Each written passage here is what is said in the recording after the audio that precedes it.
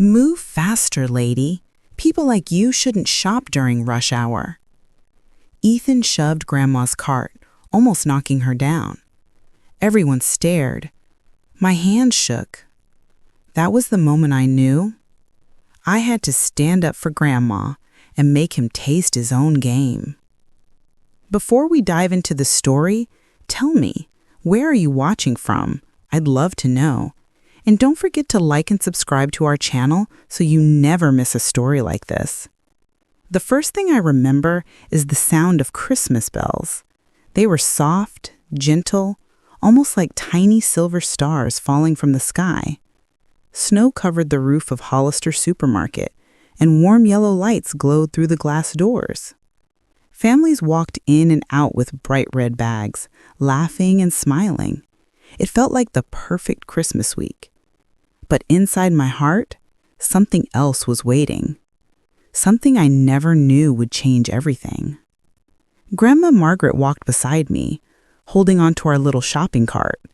She always walked slowly, with a tiny waddle, because her hip hurt sometimes.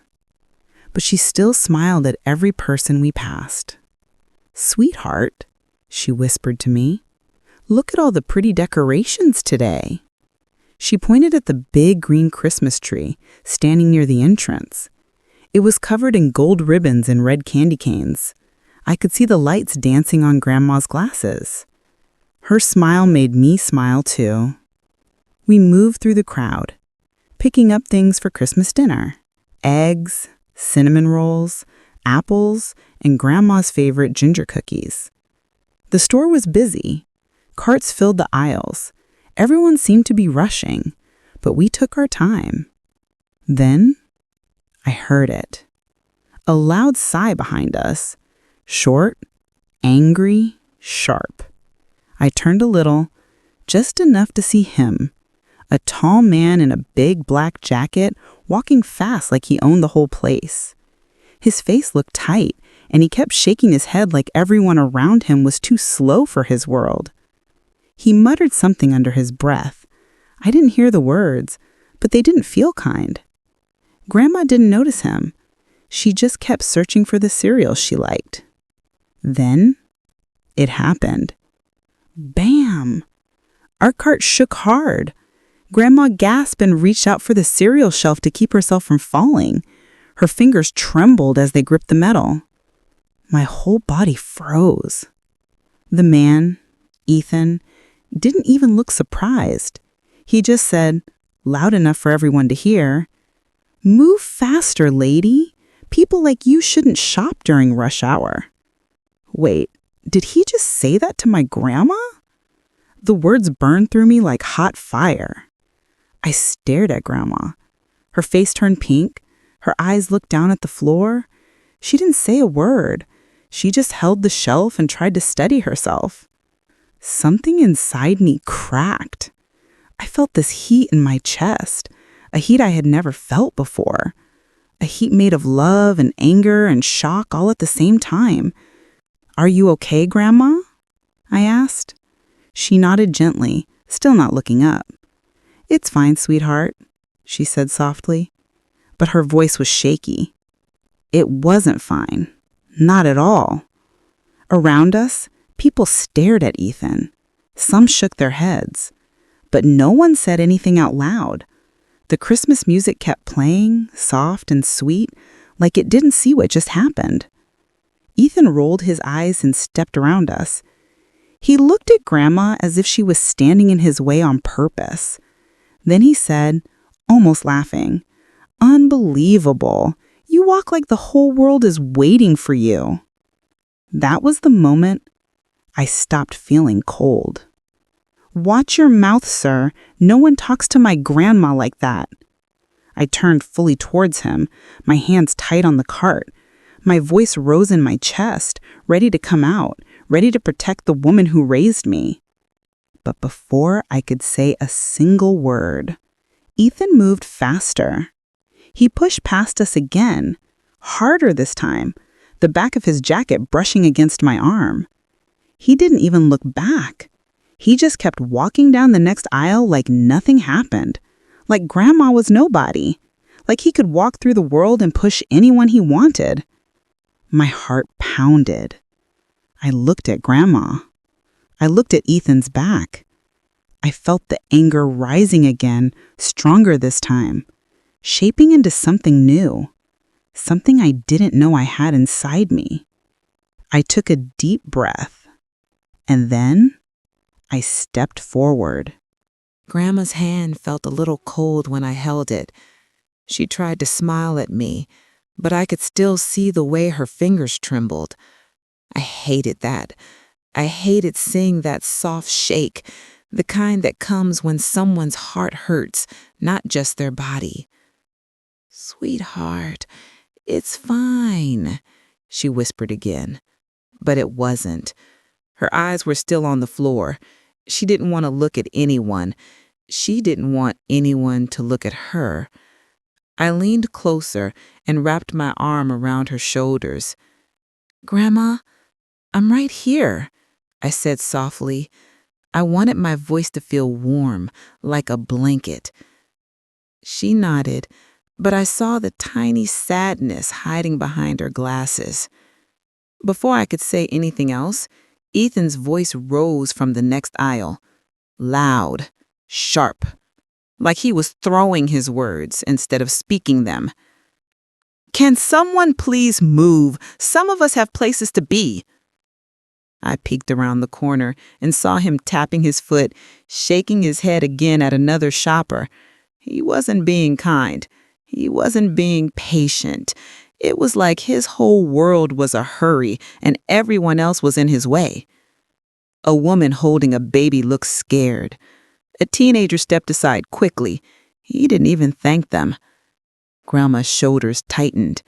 I knew she could hear everything. I squeezed her hand gently. "It's okay, Grandma.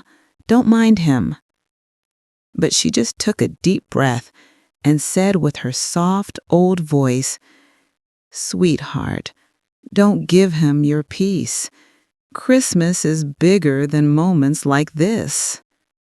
Her words almost broke me, because even when she was hurting, even when someone spoke to her in a harsh way, she still wanted to protect me. She still wanted to teach me kindness. But inside me, something shifted. It felt like a string pulling tighter until it didn't feel like a string anymore. It felt like a spark, a warm, glowing spark that made my heart beat stronger. I looked at Ethan again. He wasn't just rude. He wasn't just in a hurry. He had a habit.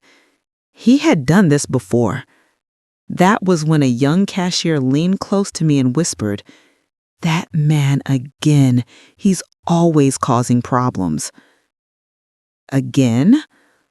Always? I felt the spark turn into a flame. I looked at Grandma. Her head was still down. That made the flame grow. "He does this often?" I asked back. The cashier nodded. "Every week, people complain, but he never stops. He upset another senior last month." I felt something in my chest twist. I didn't want Grandma to be someone's target. Not her, not ever. While guiding Grandma through the aisle, my eyes drifted to Ethan's cart parked near the drink section. I stopped for a moment.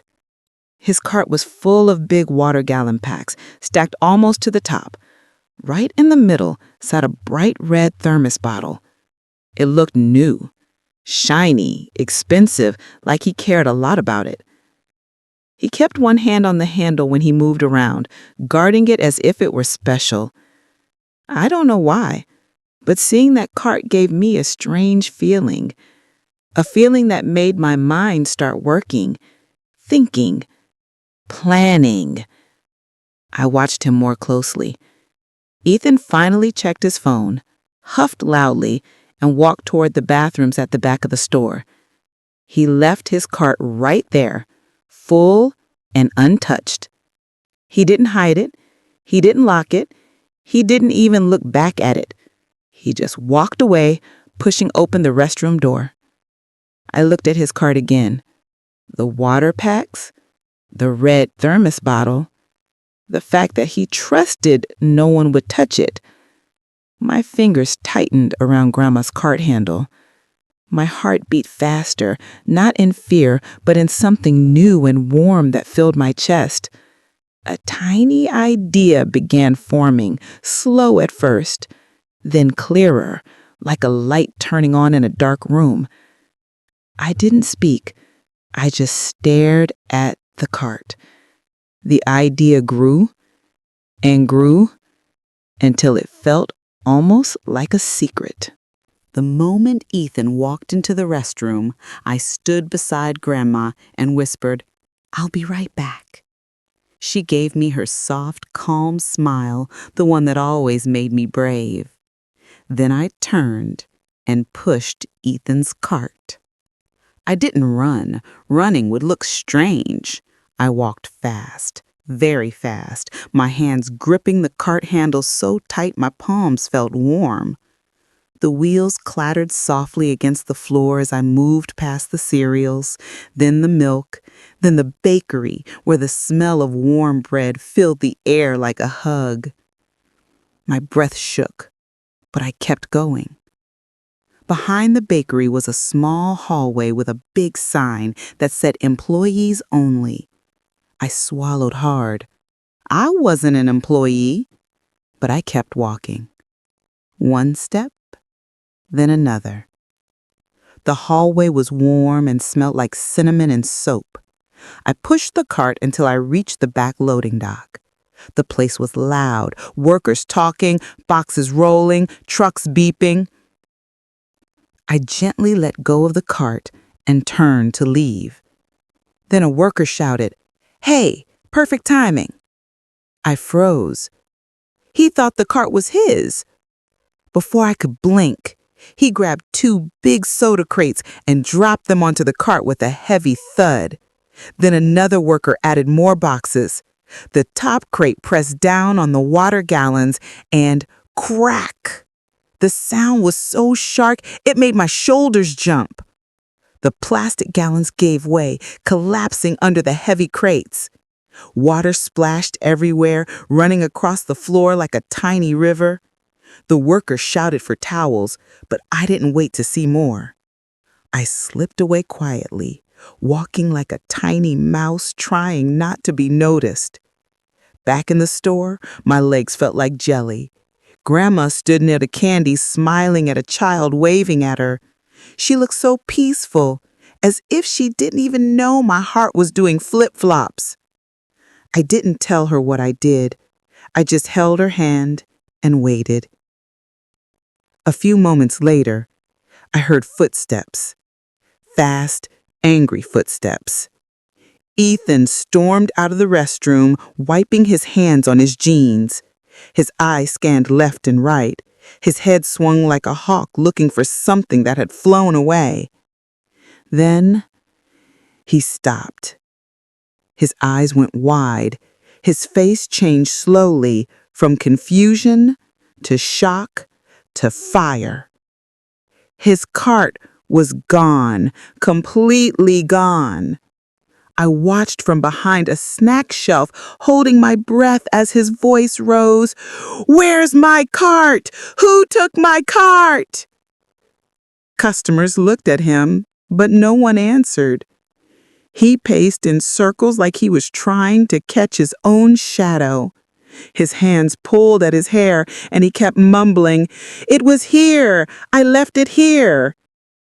He stumped toward the bakery, then toward the fruits, then toward the freezers. He checked every spot except the one place where it truly was. But he didn't stop. He kept searching, growing more frantic each second. Grandma touched my shoulder gently. "Sweetheart, what is happening?" I smiled softly and said, "Nothing, Grandma, just a little Christmas magic." But inside, something worn and bold grew in me, a feeling I had never felt before. For the first time, Ethan didn't look powerful. He didn't look untouchable. He didn't look like someone who could push Grandma ever again. He looked lost, and I knew this was only the beginning. Ethan marched toward us like a fast-moving storm. His face was red, his eyes wide, and his breath came out sharp, like he was blowing out fire. My hand held Grandma's arm tight as he moved closer. But right before he reached us, he turned and shouted at a worker arranging bread on a shelf.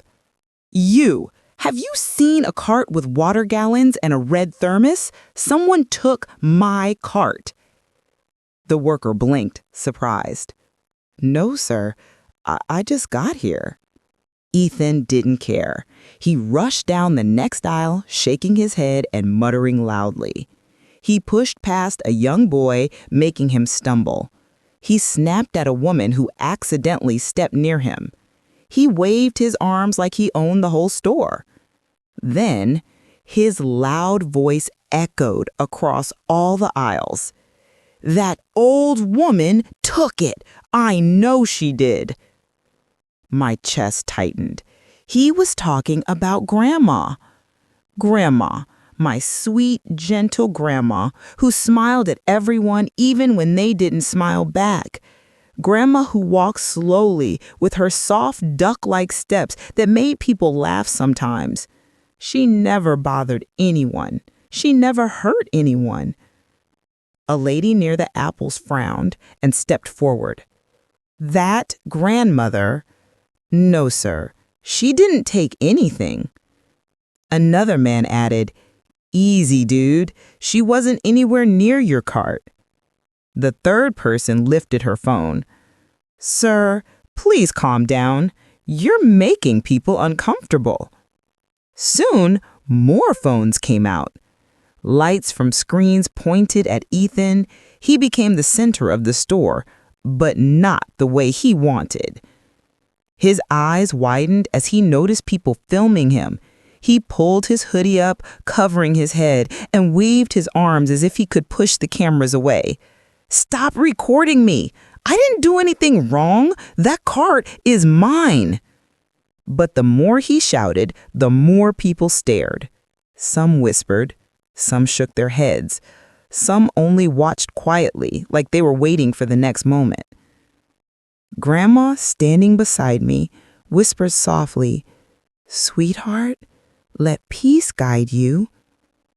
I nodded, but my heart was beating fast. Ethan ran toward the cashiers now. "You saw it, right? Tell them that old woman took my cart." One cashier stepped back nervously and said, "Sir, please slow down. Nobody took your cart. We don't know what happened to it." Another cashier held a walkie-talkie. "I'm calling the manager." That made Ethan freeze. Then he shouted louder, "Good! Call the manager. I want the cameras checked. I want whoever touched my cart to pay for it." Gasps filled the air again. One mom covered her child's ears. Two teens whispered, "Bro is doing too much." But he didn't stop. Ethan paced in circles, shaking his head and breathing hard. He pointed angrily toward the soda aisle, then at the bakery, then at Grandma again. My fingers curled. I took a small step in front of Grandma, protecting her the way she always protected me. Then a voice spoke above all the noise. "Sir." Everyone turned. The store manager walked toward us, calm, steady, holding a small tablet in his hand. He was tall, with a warm but firm face, someone who looked like he could handle storms without shaking. Ethan rushed to him like a child running to complain. "Finally, someone who can fix this. Someone stole my cart. I know it was that old woman over there." Gasps filled the air again. The manager lifted one hand gently, signaling Ethan to pause. "Sir," he said in a steady voice, "we understand you're upset, but please lower your voice." Ethan opened his mouth to shout again, but the manager continued. "We're checking the cameras." The whole store went silent. My heart dropped to my feet. The store manager guided Ethan toward the small security room behind the customer service counter, and I followed with Grandma close to my side. The hallway felt tighter than usual, like the walls were listening. The air was still. Even the holiday music outside sounded far away now. The manager opened the door and a soft blue glow filled the room. Screens lined the walls, some showing empty aisles, some showing cashiers greeting customers, and one showing the front door where snowflakes blew in each time it opened. But the biggest screen was the one the manager pointed to. "Let's take a look," he said calmly. Ethan crossed his arms, trying to look brave, but his eyes darted around, nervous. A thin line of sweat shined on his forehead. The manager clicked the button. The footage began, and there it was, clear as daylight. Ethan behind us in the cereal aisle, rolling his eyes, muttering under his breath, tapping his foot like the whole world owed him speed. I swallowed hard as the screen showed the moment he pushed our cart. Grandma's body jerked forward. Her hand flew out, grabbing the shelf to keep from falling. I could almost hear her tiny gasp again. In the footage, Ethan didn't say sorry. He didn't help. He just walked around us with a shake of his head. The manager paused the video. Ethan looked away, but the manager pressed play again. This time it showed another day, another moment, another part of his past. Ethan at checkout, skipping the entire line, loud and angry, waving his arms, ignoring the cashier trying to explain something. Another clip, Ethan bumping a cart so hard a bag of oranges spilled onto the floor. Then another clip, Ethan arguing loudly with a worker because the almond milk was out of stock. And another, Ethan shouting at a mom with a stroller. The room felt smaller with each clip that passed. Grandma's gentle hand squeezed mine. She didn't say a word, but her eyes were soft, calm, steady, like she always wanted peace even in loud storms. The manager sighed quietly, a deep, long breath that told me he had seen enough. Ethan finally spoke, but his voice cracked just a little. I didn't mean." The manager lifted a hand gently. "Sir," he said, "please give me a moment." He paused the footage and turned slowly to face Ethan fully. For the first time, the manager's expression wasn't calm. It wasn't soft. It was serious, very serious. He folded his arms, looked at Ethan, and said in a firm voice, "Sir, we need to talk." My stomach tightened. Grandma leaned forward slightly, her brows rising. Ethan swallowed hard, his face pale now, his lips pressed together like he wanted to say something but couldn't. The manager reached toward the door as if he was about to guide Ethan somewhere else, maybe his office, maybe out of the store, maybe even more serious. But before he could take a step, 2 more workers appeared at the doorway, breathing fast, as if they had rushed from the front of the store. "Sir," the worker said to the manager, "there's something else you need to see." The manager turned to them. "What is it?" The worker held up a small item, something shiny, something familiar, something that made my breath catch instantly. It was Ethan's red thermos. But it wasn't just any thermos. It looked broken, as if someone had stepped on it, or it had been crushed under something heavy, or it had been lost in the middle of chaos. The worker said carefully, "We found this by the loading dock." My heart skipped. Ethan's eyes widened again, but before anyone could say another word, the worker added, "And that's not the only thing we found." The manager kept Ethan in the security room for longer than I expected. Grandma and I stepped outside into the main store again. the bright lights and Christmas music wrapping around us like a big, warm blanket. But my heart was still thumping from everything we had just seen. People in the aisles were whispering now, looking around, checking their phones. I didn't know why at first, but then I heard a woman near the apples say, "It's already on the Maplewood Street group." My ears perked up. Maplewood Street was our neighborhood, our people, the place where Grandma was loved by almost everyone. I turned my head and saw a few shoppers standing together, their phone screens glowing. One of them scrolled fast with wide eyes. A man whispered, "Look, someone posted the video of him shouting in the cereal aisle." Another added, "And here's the one where he pushed that lady last month." A third voice chimed in, "This dude again? Always making trouble?"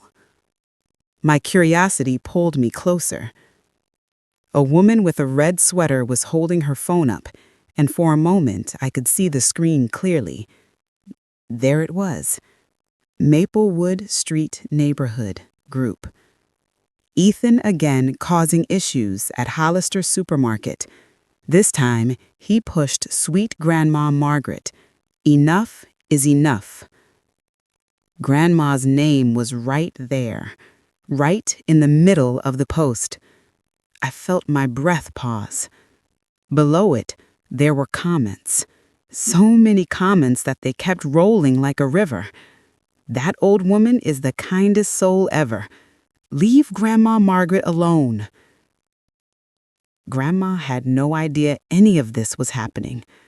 She just stood beside me, holding the shopping list in her sweet, gentle hands, humming softly to the Christmas song playing overhead. Meanwhile, Ethan's world was falling apart. His reputation, his tough guy attitude, his loud voice, all of it was being seen, judged, and shared by neighbors who once ignored his behavior. He wasn't in control anymore. People knew. People remembered. And this time, nobody was staying silent.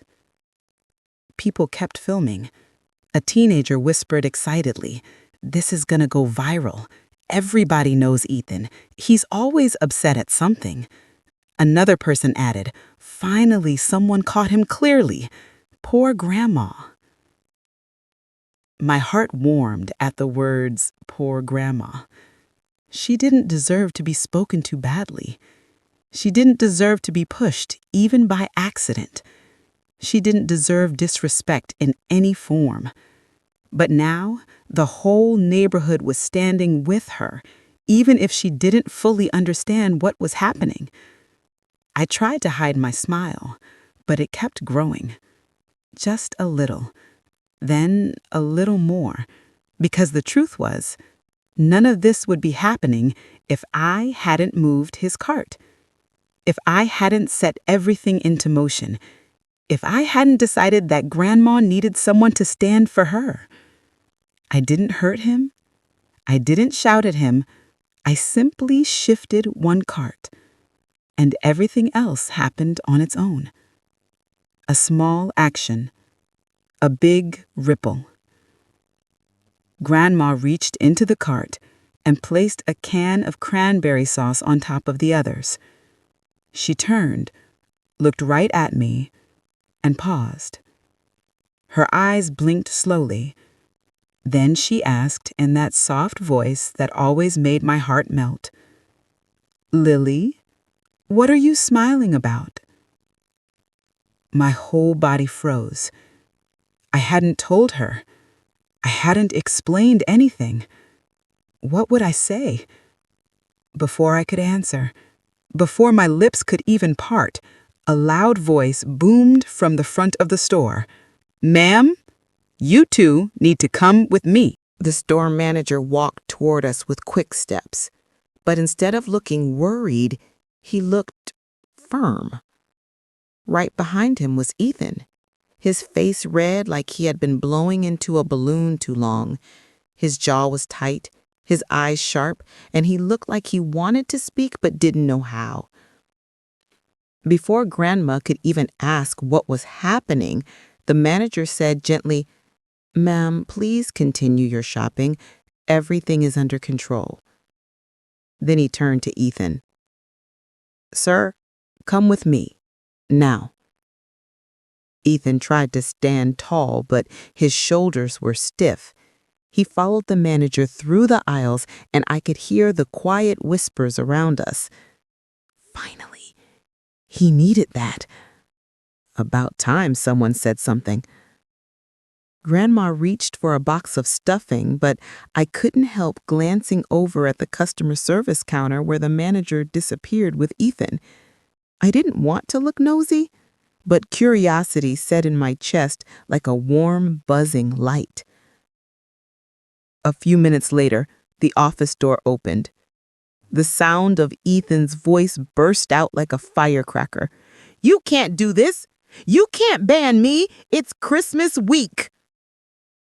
The manager stepped out calmly and closed the door behind him. But Ethan pushed it open again, his hands flying in the air. "You need me to shop. I'm a paying customer." The manager replied with the calmest voice I ever heard. "Sir, this decision is final. After reviewing the footage, after speaking with staff, after receiving multiple customer complaints, you are banned from Hollister Supermarket for 1 month." My eyes widened. A whole month? During Christmas? That was the biggest holiday of the year, the busiest shopping time, the time people filled their carts with joy and food and gifts. Ethan stared, stunned, silent first. Then, "A month? A whole month? On Christmas week?" People turned their heads from everywhere. Cash registers, freezers, bakery lines. Workers pretended to keep stocking shelves, but they were listening. Oh, they were listening. The manager continued, "You will also need to pay for the damaged items found at the loading dock." Ethan's face twisted in shock. "The water packs? Those were mine." "Yes, sir, and they were crushed. They need to be paid for." A worker handed the manager a receipt. The manager placed it in front of Ethan. Ethan stared at the number like it was written in magic ink. Then he snapped, "I'm not paying that." But the manager simply said, "If you refuse, we will have to file a report." A report. A serious word. A word that made Ethan freeze. Everyone around the office area watched quietly. Nobody smiled too big, but I could see tiny grins tugging at their lips. They had all seen Ethan's behavior for months, maybe even years. And now, he was finally being held responsible. With a loud huff, Ethan dug into his wallet and slammed some bills on the counter. "There! Are you happy now?" The manager nodded once. "Thank you, sir. You may collect any personal items you left at the store today, but you must exit immediately after." Ethan stomped toward the front doors, mumbling words under his breath. Workers stood in silent rows, nobody cheering, nobody mocking, but their eyes were calm, satisfied, and relieved. Grandma didn't see all of it. She was choosing the softest bread for Christmas morning, but I saw everything, every moment, every tiny piece of justice falling into place. When Ethan pushed the automatic doors open, cold winter air rushed in, carrying flakes of snow that danced like glitter. He stepped out quickly, and the moment his foot touched the wet patch of melted ice near the sidewalk, whoop! His feet slipped, His arms flew up and he fell straight back onto the snowy ground. A puff of white powder burst around him like a small snow cloud. He lay there blinking at the sky, stunned, snowflakes landing softly on his jacket. Slowly, very slowly, he turned his head, and his eyes locked with mine, as if he suddenly realized I had something to do with all of this. The cold wind hit my face as Grandma and I stepped out of Hollister Supermarket, our arms loaded with bags of Christmas treats. The fresh snow crunched under our boots, and tiny flakes settled softly on Grandma's hair and my shoulders. The world felt quiet, peaceful, almost like it was holding its breath after all the chaos inside. Grandma walked slowly, leaning slightly on my arm.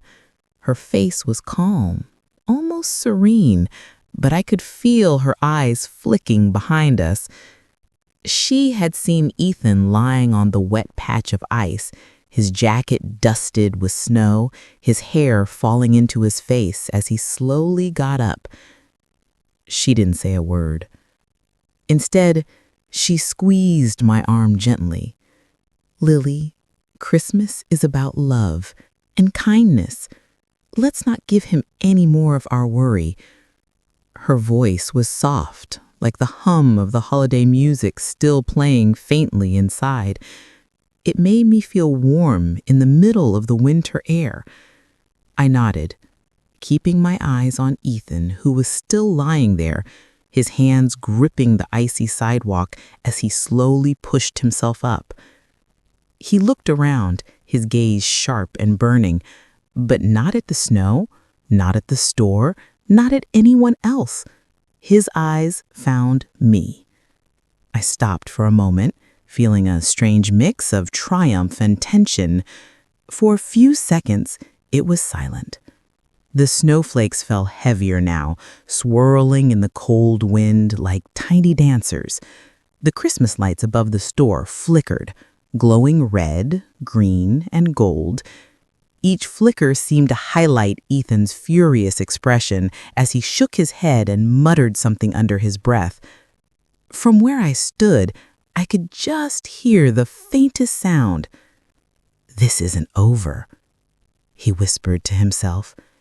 It was low, almost a hiss, but the words cut through the air like ice. My chest tightened. His pride, his anger, the way he had treated people, it wasn't gone.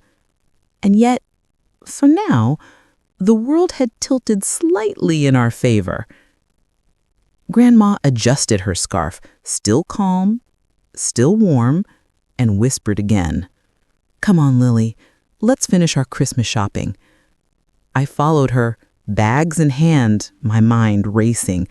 Part of me wanted to glance back at Ethan to make sure he wasn't planning another move, but I knew better.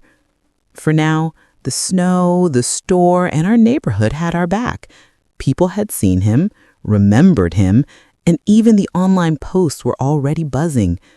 And yet, that whisper of "this isn't over" made my stomach turn with a mix of worry and anticipation. We walked toward the parking lot, the snow crunching under every step. I could see the bright red taillights of cars moving slowly through the soft white blanket of snow, families laughing, carrying presents, full of holiday joy. Everything seemed to glow, soft and magical, and for the first time today, I felt a quiet victory. Grandma looked down at me and smiled, her eyes twinkling behind her glasses. "See, Lily, even small actions can make big differences." I nodded, feeling proud, but also aware.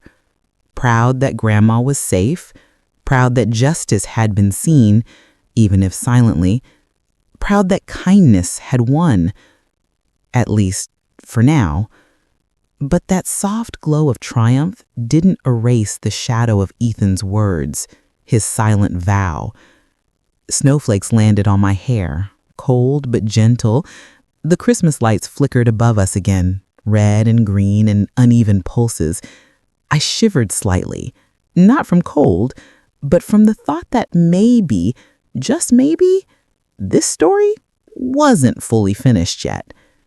Grandma adjusted her bag on her shoulder and whispered, "Come on, Lily, let's go home. Christmas is waiting for us."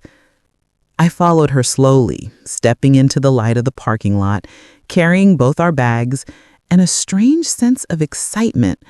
Something told me this Christmas would be remembered, but not just for presents or cookies. Ethan stood on the edge of the sidewalk, hands stuffed in his pockets, his face hidden by his jacket hood. And even in the falling snow, I could feel his gaze burning into me, waiting, planning, and ready for what was next. I woke up to a soft thump at the window. At first, I thought it was just the wind or snow falling from the roof, but when I blinked and looked outside, my stomach dropped. The white blanket of snow covering Grandma's yard was no longer clean. It was dotted with splatters of yellow and white, and I realized, with a sharp pang in my chest, that someone had egged her porch. Her mailbox, the little red one she loved, was dripping with goo, and the snow around it was sticky and ruined. Footprints led from the street, across the lawn, and stopped near the porch steps. My hands clenched into fists. My heart beat faster, and the warm feeling of Christmas morning joy evaporated instantly. "Grandma," I whispered, my voice trembling. Someone's been here." She came out slowly in her soft slippers, her scarf wrapped tightly around her neck. Her eyes widened when she saw the porch, and for a moment I thought she might scold me or shake her head. But instead, she just stood there, quiet, staring at the mess. The snowflakes were still falling, covering the yard in soft white again, but they couldn't cover the eggs or the footprints. I knelt down and traced one of the tracks with my gloved hand. They were deep, heavy, and deliberate.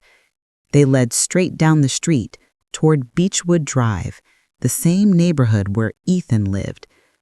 I felt a flash of anger rise like a storm inside me. My chest burned, my hands shook. "Lily?" Grandma's voice was soft, almost broken. Do you think it was him?" I swallowed hard. I didn't want to say it out loud, but the answer was obvious.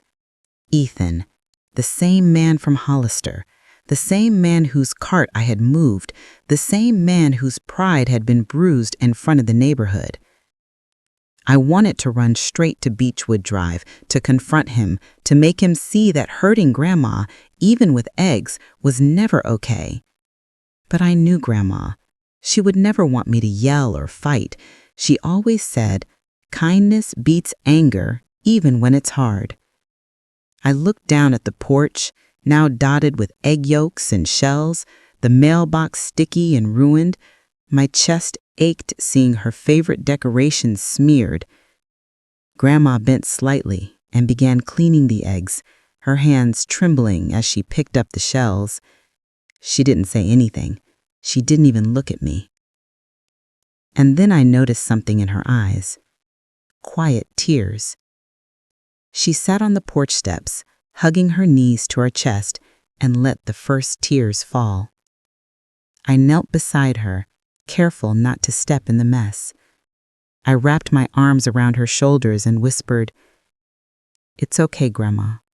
We'll fix it. We'll make it better."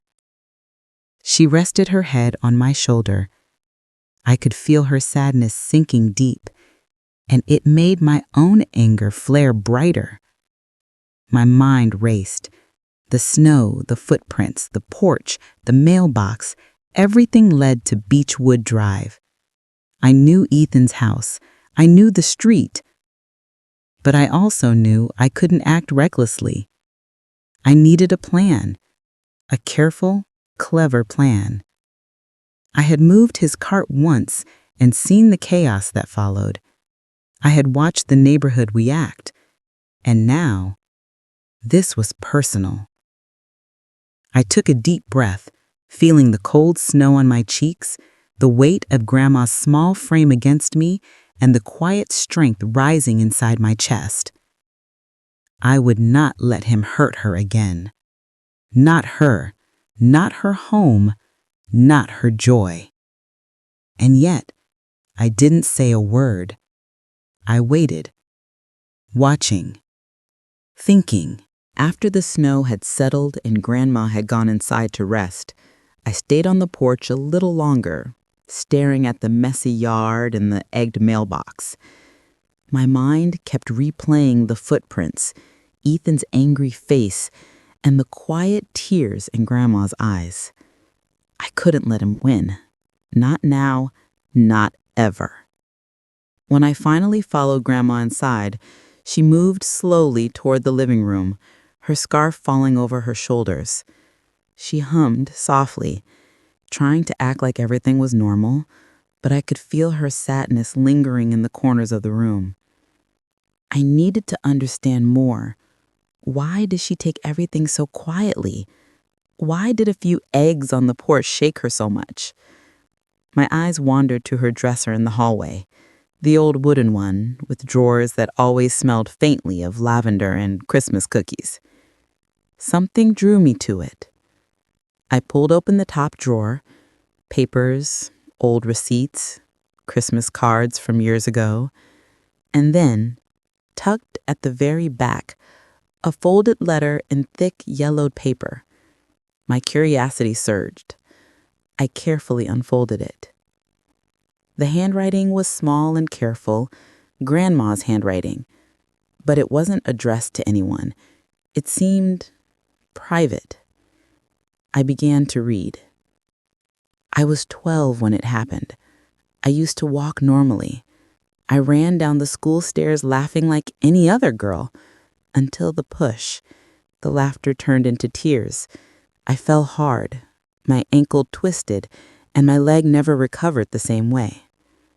People called me clumsy after that, a duck walk, but they didn't know the pain. Not the way my ankle screamed with every step, not the way I had to relearn how to move. I never forgot.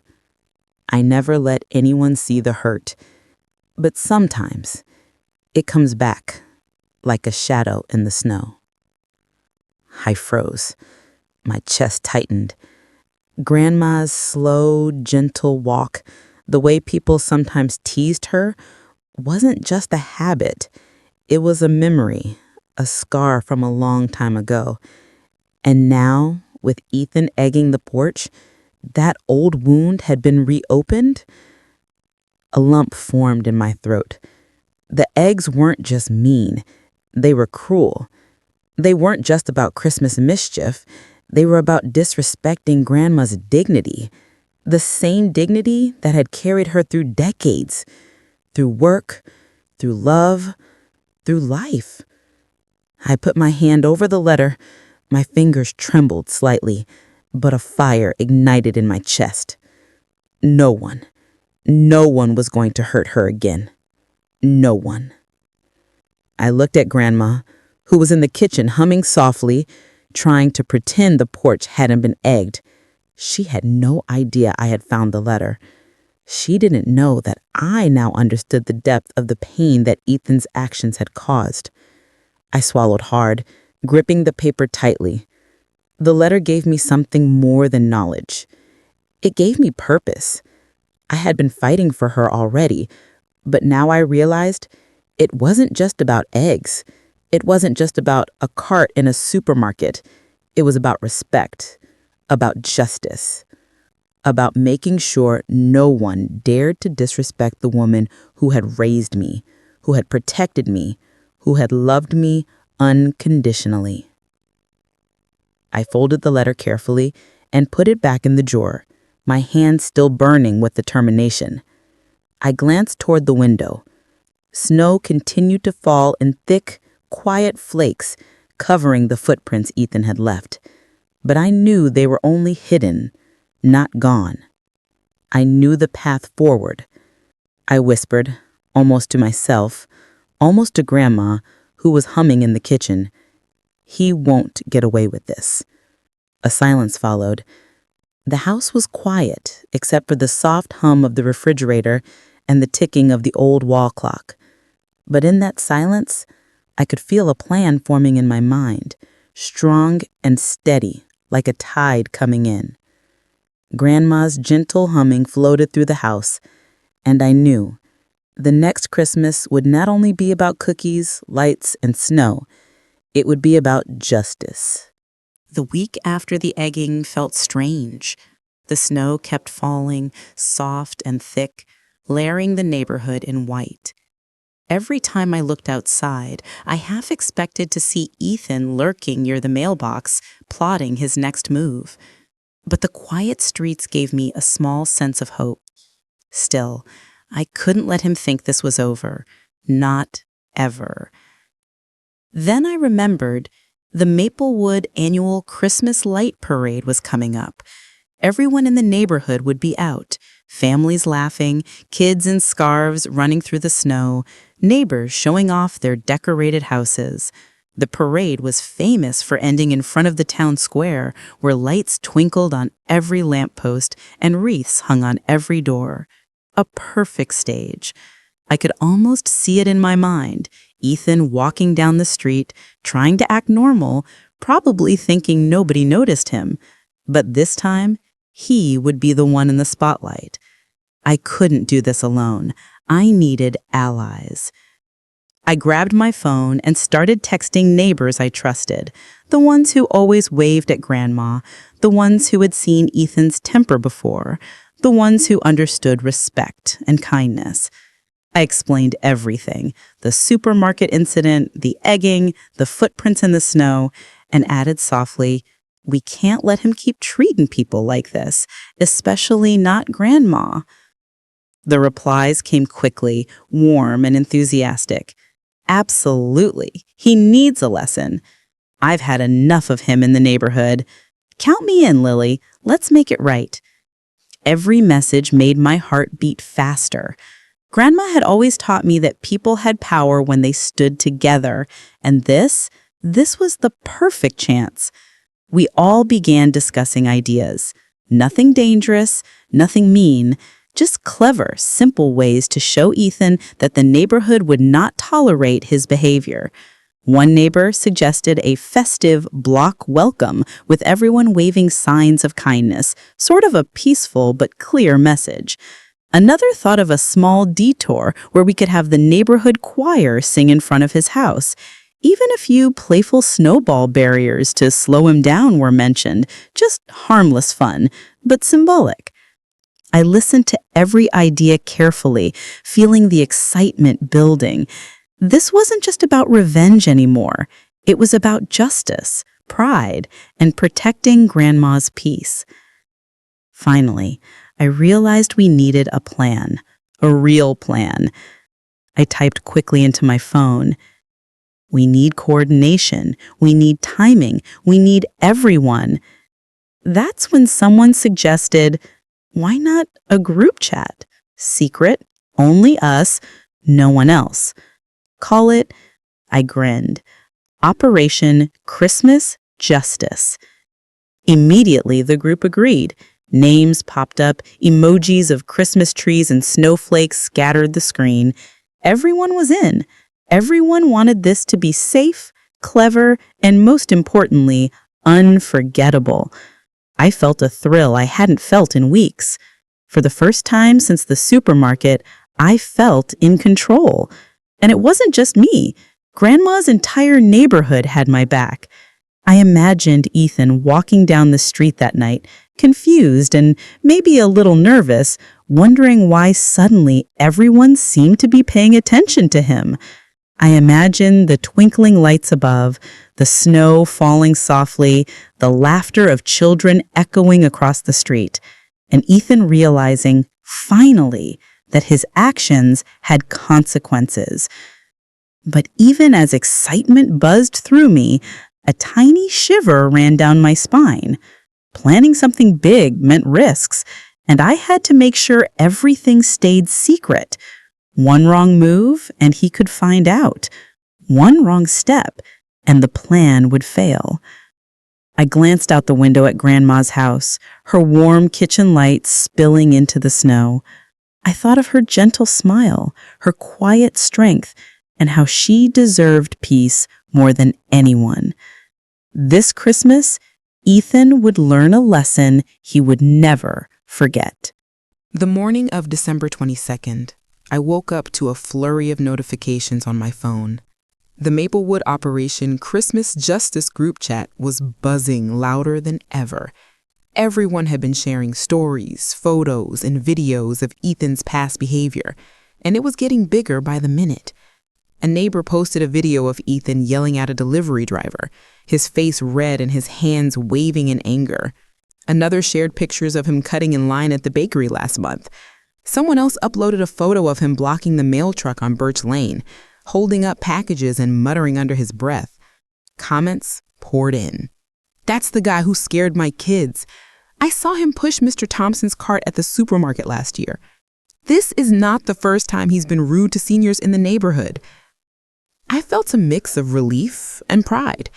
Finally, all of Ethan's behavior, the shouting, the pushing, the skipping lines, the intimidation, was being documented in front of people who mattered. Not just random strangers, but neighbors who cared. People who would remember and stand together. Grandma didn't know any of this yet. She was making gingerbread cookies, humming softly, unaware of the storm of justice forming around our little street. I scrolled through the chat, heart racing. Each post was like a little pebble added to a growing snowball rolling down Maplewood Street. By now, it wasn't just gossip. It was evidence, a record, a trail of everything Ethan had done wrong. Then, one message stood out. It wasn't from a neighbor. It was from someone I didn't expect. Ethan's landlord. The message read, "Lily, we need to talk about Ethan. It seems his behavior has escalated." My fingers froze on the screen. The landlord? Real authority. Someone who could really make changes happen. Someone who could finally hold Ethan accountable in ways even I couldn't. I read it again. "We need to talk about Ethan." I felt a rush of adrenaline. This could be huge. The posts, the videos, the documentation, it had all reached the right eyes. Someone with real power was noticing, and soon, Ethan might face consequences beyond the neighborhood whispers. I typed back quickly. "Of course, when can we talk?" While I waited, I glanced out the window. The snow was falling steadily, covering the footprints Ethan had left behind last time. Maplewood Street looked peaceful, quiet. But I knew the truth. The snow only hid the tension simmering beneath it.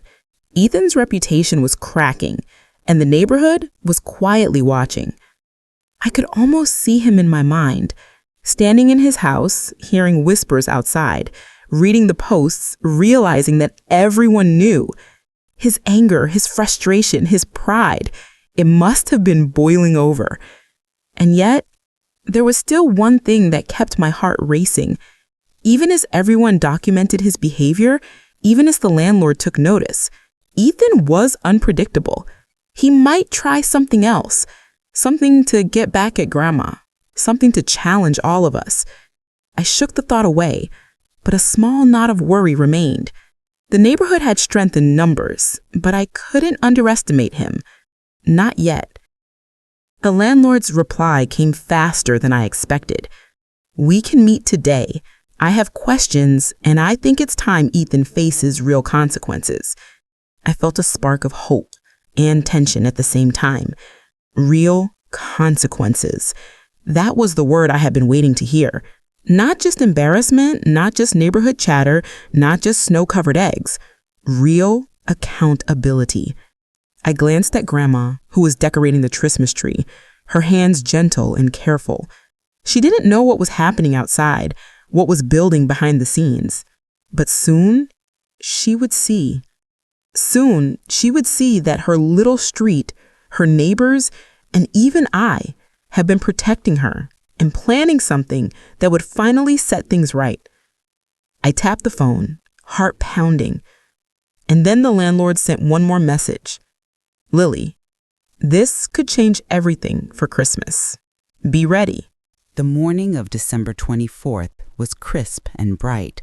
The snow had stopped overnight, leaving Maplewood streets sparkling under the early sun. Twinkling Christmas lights hung from every lamppost, and garlands lined every fence. Families bustled about, carrying thermoses of hot cocoa, trays of cookies, and bundles of blankets to stay warm. Children ran ahead, laughing, their cheeks pink from the cold, while neighbors set up folding chairs along the sidewalks to get the best view of the Maplewood annual Christmas light parade. I held Grandma's hand as we walked down the street, her scarf wrapped tightly around her neck. She hummed softly, adjusting her gloves, and I could see the glow of excitement in her eyes. For her, Christmas was always magical, and today she deserved nothing less. I scanned the crowd as we found our spot. That's when I saw him, Ethan. His coat was too big, his hat pulled low, but I recognized his posture immediately. Rigid, tense, like he was trying to force confidence into himself. He was elbowing his way to the front row, ignoring the families and children around him. I felt a sharp pang of anger, quickly buried under a layer of determination. Today wasn't about anger. Today was about justice. The mayor, a kind woman with a silver hair bun and a warm smile, stepped onto a small podium. Her voice carried clearly over the gathering. "Welcome, Maplewood. Our annual Christmas light parade is about to begin. Families, neighbors, seniors, let's celebrate this season together." Ethan planted himself right in the front row, blocking sight lines for an elderly couple. I could see the mayor noticing him immediately. She raised her hand, pointing politely but firmly. "Sir, please move back. This area is reserved for seniors and families." The crowd gasped slightly. Ethan's jaw tightened. He opened his mouth to argue, but no words came. The mayor's eyes were firm, and the gentle but undeniable authority in her voice made the crowd murmur in support. I reached into my coat pocket, pulling out my phone. I had captured the footage from Hollister's supermarket. Ethan pushing Grandma, bumping carts, shouting, skipping lines. I had organized it neatly, ready for exactly this moment. I stepped forward quietly, weaving through the crowd, and handed the mayor my phone. She glanced at the screen, her brow furrowing slightly as she watched the evidence. My heart beat faster, a mix of nerves and anticipation. I whispered softly, his head. "This is him, the man who pushed my grandma. He's been causing trouble for years." She didn't respond out loud. Instead, she glanced at Ethan, then back at the screen. Her expression hardened, not angry, not cruel, but firm. Finally, she whispered in my ear, low enough that only I could hear, "Leave this to me." The words sent a shiver down my spine. There was power in her voice, calm but unstoppable, like a snowplow carving a path through fresh powder. I felt the tension in the air shift. People were still excited for the parade, but now I could sense that something was about to happen, something that would finally make Ethan face the consequences he had been avoiding for so long. The crowd cheered again as floats and decorated trucks began to move slowly down the street, music and laughter filling the air. Children waved at Santa Claus, waving from a sparkling sleigh. Families clapped and lights twinkled above. Ethan shifted uncomfortably. I could see it. He knew something had changed. He didn't know exactly, but he could feel the shift in the energy around him. And I stood there, holding Grandma's hand, knowing that our plan, and the neighborhood's quiet justice, was finally reaching its climax. The mayor stepped closer to Ethan, phone in hand, showing him the footage, and his face went pale. He took a step back, realizing the entire street was watching him now. The parade was in full swing, lights twinkling, music playing, and the smell of hot cocoa and roasted chestnuts filling the crisp winter air. Maplewood Street had never looked more magical, and for a moment I allowed myself to smile. Snowflakes drifted lazily down, catching the glow of streetlights and the colorful decorations lining every home. Families laughed, children waved at Santa on his glittering float, and the warmth of community wrapped around us like a thick, comforting blanket. But my eyes were on Ethan. He was standing awkwardly near the front, trying to look casual, though his tension was impossible to hide. He shifted from foot to foot, muttering under his breath, glancing nervously at the mayor. Something had changed. Everyone could feel it. He wasn't in control anymore. The mayor raised her hand, and the crowd fell quiet. Her voice rang clear over the festive music, confident and commanding. Ladies and gentlemen, this is a special season, a time of joy, of kindness, and of community. But it is also a time to remember the value of respect, especially for our elders, our neighbors, and those who have always cared for others. Ethan's shoulders stiffened. I could see him trying to shrink into himself, but the mayor wasn't finished. She glanced at him directly, holding my gaze for just a moment, and then spoke louder. We must protect our elders and keep our streets safe and kind. Actions that threaten our community will not be tolerated. The crowd murmured in agreement. I felt my heart pounding. This was it, the moment justice would be visible to everyone. The mayor held up her phone, showing Ethan the videos of his behavior, the supermarket footage, the complaints from neighbors, and the evidence of years of rudeness and disregard. The crowd leaned forward, the soft murmur growing louder as realization spread. And because of these actions, the mayor continued, Ethan Thompson is hereby banned from all neighborhood holiday events for the remainder of the year. A cheer erupted from the crowd. Children clapped, shouted, and some even booed playfully, waving tiny signs reading, "Be kind." Adults clapped in applause, some nodding in approval, some smiling at Grandma with pride. Grandma Margaret, unaware of just how monumental this moment was gently escorted onto a small stage set up for the parade's closing ceremony. The mayor handed her a beautifully decorated Christmas cake, topped with sparkling sugar snowflakes and little fondant holly leaves. Her eyes glistened as the crowd cheered for her. The woman who had endured so much now celebrated in front of everyone. I felt a lump in my throat as I watched her smile, her hands trembling slightly as she accepted the cake. All the fear and sadness from the past week, the eggs on the porch, the supermarket incident, felt like it was melting away, replaced with joy and pride. Meanwhile, Ethan's face was pale. He stared at the crowd, then at Grandma, and finally at me. His mouth opened, probably to protest, but no sound came out. He was frozen, humiliated in front of neighbors he had tried to intimidate for years. The pride and anger that had defined him for so long had crumbled into nothing. He turned slowly, shuffling away from the stage, hands in his pockets, head bowed. The snow crunched under his boots as he disappeared down Maplewood Street, muttering quietly, a defeated shadow against the cheerful lights of the parade. I let out a long breath, feeling both relief and triumph. The neighborhood had spoken, and justice had been served. But even as Ethan walked away, I felt his eyes on me. He looked one last time, a glance full of defeat, maybe even grudging respect, before disappearing entirely into the snowy evening. I squeezed Grandma's hand gently.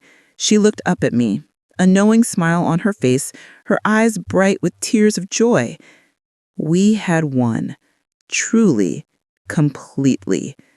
As the crowd celebrated and music filled the air, I noticed something strange near the edge of the street. A shadow moving quickly between the houses. Someone was watching. And I knew the story might not be over. The morning of Christmas woke Maplewood Street in a soft white silence. The snow from the night before glittered in the pale sunlight, blanketing every roof, every fence, and every tree in a sparkling layer of winter magic. The air smelled faintly of pine and cinnamon, the perfect scent of a holiday morning. Families peeked out of their windows, waving at neighbors passing by with cups of steaming cocoa, and children ran barefoot from porch to porch, leaving tiny footprints in the fresh snow. Inside our cozy home, Grandma Margaret and I sat at the kitchen table. The smell of pancakes and warm syrup filled the room. Her hands moved skillfully, flipping pancakes while humming softly, the kind of tune that seemed to wrap the entire house in warmth. Outside, the neighborhood twinkled with lights and decorations, a peaceful glow reflecting the joy in everyone's hearts. I poured syrup over my pancakes, glancing occasionally out the window at the snow-covered street. My phone buzzed gently on the counter. I picked it up and saw a notification I had been waiting for all week. Ethan had received a letter from his landlord. I opened the message. Due to repeated neighborhood complaints and documented incidents, you are being evicted from your residence at 42 Beechwood Drive, effective January 5th. I felt a mix of relief and satisfaction. Ethan's reign of rudeness, intimidation, and careless behavior had come to a final, undeniable consequence. He had lost everything: his access to the local stores, his privileges in the neighborhood, his standing in the community, and now his home. Even his pride, which had been so inflated for years, had crumbled completely. I put the phone down quietly, careful not to disturb Grandma, who was humming and adding a little cinnamon to the pancakes. Her eyes sparkled as she looked at me, the corners crinkling in that familiar warm way. She reached out and gently squeezed my hand. "Baby," she said softly, her voice carrying the calm wisdom that only she could give. "Kindness is a gift, but disrespect, it always finds its way home." I smiled, my heart swelling. Grandma had been right all along. Every act of unkindness eventually meets its consequences. And now, watching Ethan face the results of his own choices, I understood her words in a new, powerful way. We ate our breakfast slowly, savoring the pancakes and the quiet joy of the morning. Outside, I could hear laughter echoing across the street, the familiar cheer of neighbors wishing each other a Merry Christmas. The community was safe, happy, and united, thanks to a little courage, a little planning, and a lot of heart. Grandma and I finished our meal, and she leaned back in her chair, her eyes bright. I could see the peace and relief in her face, the lightness in her movements that hadn't been there in weeks. She was truly healing. I looked outside again. Maplewood Street glimmered in the sunlight, snowflakes twinkling in the gentle morning breeze. And for the first time in a long time, everything felt right. The neighborhood was whole again. Grandma was safe, and I had proven that kindness, courage, and standing up for what's right always matters. As I watched the snow fall softly, I felt a deep sense of satisfaction. This Christmas wasn't just about presents or decorations.